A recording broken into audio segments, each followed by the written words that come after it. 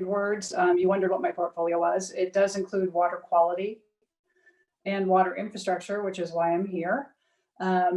And I do want to say to David, whenever I hear presentations from people managing water and wastewater infrastructure around the country, I think it's me who is the one who is the least qualified to be speaking on these panels, because I'm always amazed by the balancing and operations and everything that has to go on behind providing safe and clean drinking water and clean water for the country. So why and how does GAO, and who are we and how do we get involved in water and wastewater infrastructure and utilities? There have been several other people presenting at the ALN conference and have talked about GAO, but I'll just maybe say a few quick words about who we are and why I do the work that I do. We work at the request of Congress, and there are committees, I'm sure you're all aware, Transportation and Infrastructure and Energy and Commerce on the House side, Energy and Natural Resources on the Senate side, all of whom look at, provide funding for the various infrastructure sectors in the country through federal bills. The Water Resources Development Act is one of the ones that provides funding for the Corps of Engineers, and now lately, the last few times through to EPA for various programs. So we at GAO review these federal funds and programs.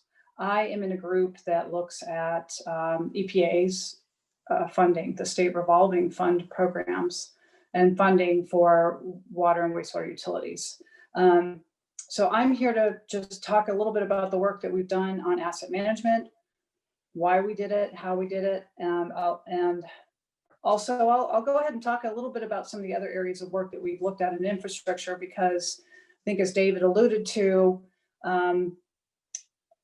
asset management gets into your human resources, your data management, and all aspects of the business. So there are many different things that have to be considered in asset management. So go ahead and Nick, and let's go to the next slide. I'm going to take a 30,000 acre view as opposed to David's great view of all the operations on the ground. So GAO's done several reviews of what we call water finance. And when I talk about water finance, I mean the funding that water utilities use to pay for their long-term capital infrastructure, all the pipes and reservoirs and pumps, et cetera, that provide the water and treat the water that utilities provide to us. So as I mentioned, EPA has the two sources of funding: Clean Water State Revolving Fund Program and the Drinking Water State Revolving Fund Program. I'll get to those a little bit more in a minute. USDA also provides a large source of funding for rural water utilities, and those are utilities that provide service to 10 cities or communities of 10,000 people and under. So we've reviewed programs related to those two agencies and 3 programs. We've reviewed those and their funding sources. I think here's a good place to mention the fact that the president's executive order on water, the provision of water that just came out last week, is relevant because it talks about coordinating all this federal funding and the federal programs and trying to make those more efficient. I think that we've looked at actually 8 programs overall. There are 8 agencies that provide funding in various different ways to water utilities. And we have looked at the fact that those programs are complicated with different requirements, different applications, different timing, and communities look at these and try to make sense out of them as they go about their business of trying to finance their infrastructure. So the coordination of that at the federal level can only help them get that more easily, we hope. So I thought I would mention that because it's timely for this conference. So Nick, we can move to the next slide. As I mentioned, the State Revolving Fund is the largest source of federal money for water and wastewater utilities.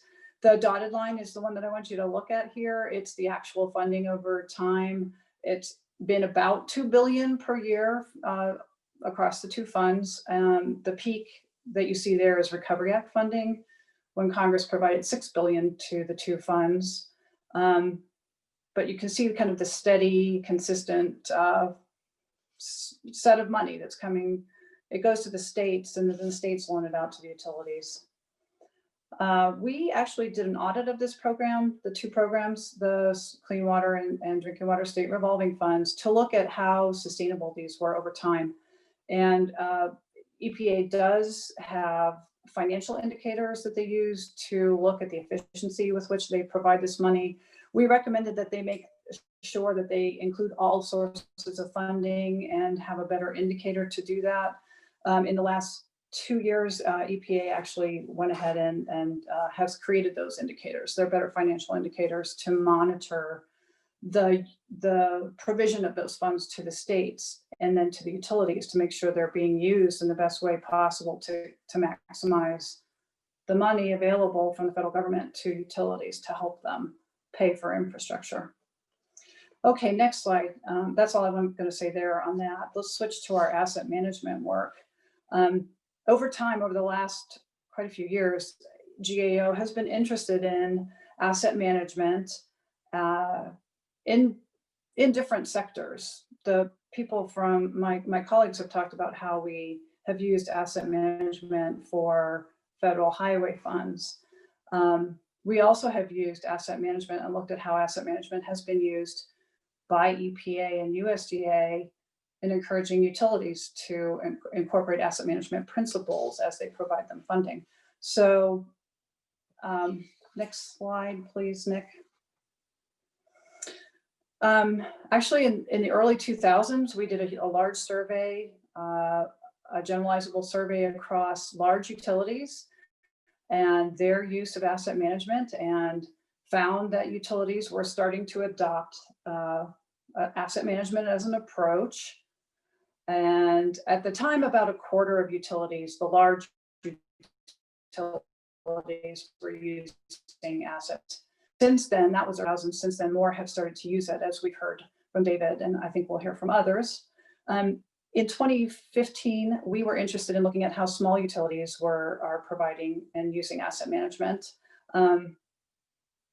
We did that work because, as you all know, almost over 90% of utilities in the country are small, and they struggle and they have financial difficulties, and asset management could help them manage and plan for infrastructure replacement. So we were interested in how EPA and USDA, in providing funds to these small and rural, were incorporating the concept of asset management. So we found, looking at their programs, that they have in fact developed a framework for asset management that incorporates the 5 components that I have on the right of this slide, and that they were providing that to utilities through training. Now, not all utilities get that training. That's a different story, but it is available. And it is being provided to utilities, small utilities and rural utilities, through various training components. So I do want to just highlight the 5 components. I've got them kind of described briefly here, so I'll just explain a little bit more about them. But they include identifying the assets of the utility and the condition.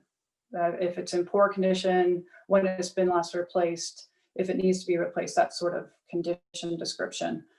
It talks about identifying the desired service level and the critical assets needed to meet that service level, being clear about that and setting that as a goal.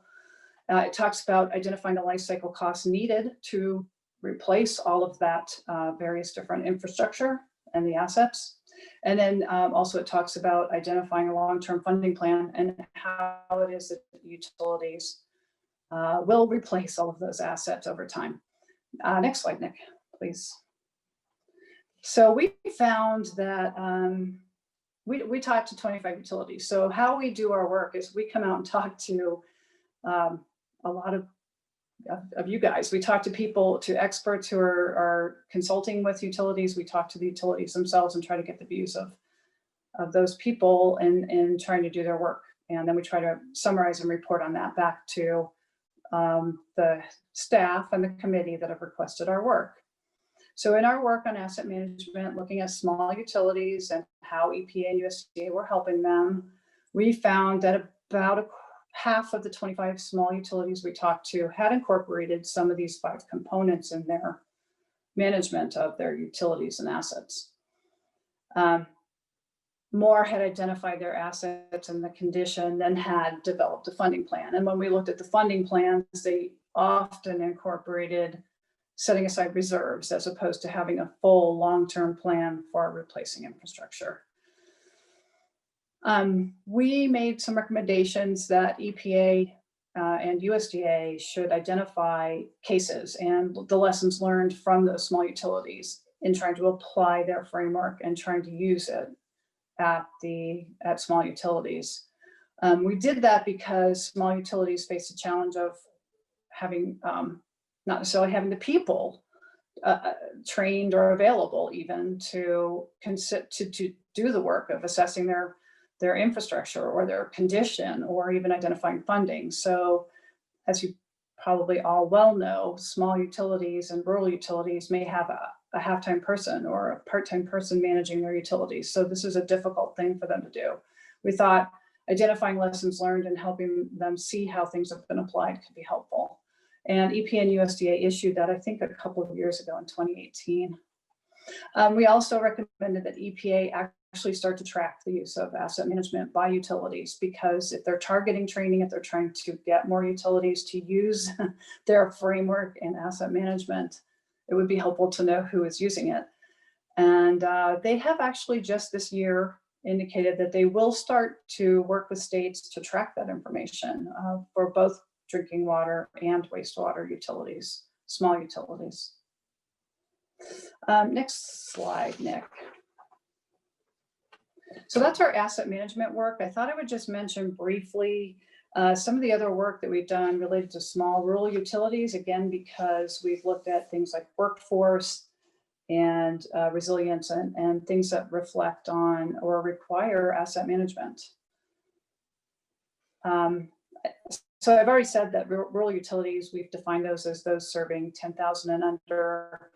Small utilities are also 10,000 and under, but utilities of 25,000, maybe even 50,000 face similar kinds of constraints and capacity issues as they try to hire and conduct work in planning and financing. Next slide, Nick, please. One of our jobs recently, we looked at, we've looked at how small and rural utilities actually manage and replace and repair their infrastructure. I just wanted to briefly mention that we found that because of their capacity issues, the staff they have on hand and their technical capabilities, not that they're poorly trained, but they just may not have people with the technical capabilities to design and build projects. They rely on consultants to do that work. They also then rely on federal agencies to provide technical assistance in managing and running the utilities and their infrastructure, such as the circuit rider programs that I'm sure all of you have heard about. So USDA and EPA provide funding to the National Rural Utilities Association and the Rural Communities Association, Partnership Association. And they provide technical assistance at the state level to small utilities to actually manage and assess their assets and rebuild and finance that infrastructure. So next slide, Nick. We've also done a recent work looking at the utilities workforce and expected vacancies, which have been highlighted in various different industry reports, and how utilities can replace that workforce. So we looked at Bureau of Labor Statistics numbers and looked at water and wastewater operator numbers and how those will be replaced, how vacancies will happen, how growth of jobs will happen from 2014 to 2024. And what you see here, the thing to pay attention to are the left side pie is for water operator jobs, and the right side pie is for all jobs. And the ratio of the pie set slices is similar, so that the challenges of the overall workforce are similar to the water operator workforce. A portion of jobs will be coming from growth in the industry. A portion of the jobs will be coming from retirement and resignations and people leaving. And those are the jobs that need to be filled in the future. And so there is definitely growth and vacancies happening in the future. We then talk to utilities about how they plan to fill those and if they were having difficulty filling those and what they were doing about that. And we talked to 5 small and 5 large utilities. The thing that I want to focus on here is that the small and rural utilities we talked to identified a real challenge in finding operators. They were bringing on people that they were then training to be certified as operators in order to meet some of their needs. And so we then looked at how federal agencies were helping to identify and train people to fill these jobs. And EPA has worked with labor and Veterans Administration and other agencies to try to provide training opportunities to fill these jobs, to help fill these jobs. And we did find that the apprenticeship by the National Rural Water Association is a key area that might identify a key program that could help identify and fill jobs in rural areas and small communities. One last, go ahead, Nick, one last slide. I just want to highlight, we have looked at how water utilities are building resilience for climate change and extreme weather.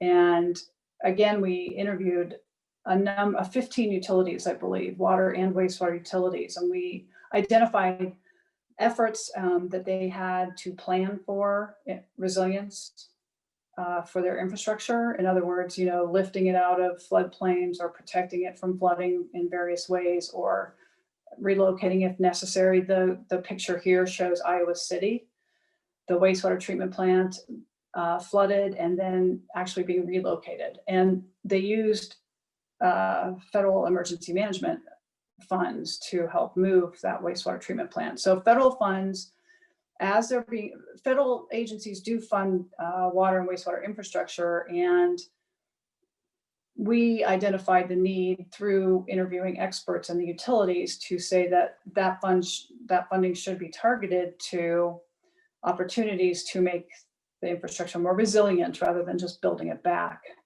in a potentially vulnerable way. So I think that I probably am close to my time, so I will stop there. Next slide, Nick. I did list the reports that I just summarized very quickly. And the next slide, I provided my contact information if anybody does want to get in touch. And I'm happy to answer any questions and go into more detail. I know that was a very fast overview of our work. And thank you very much again for the opportunity to present it. I'm excited that we're able to talk about how the federal government can encourage and facilitate asset management for water and wastewater utilities.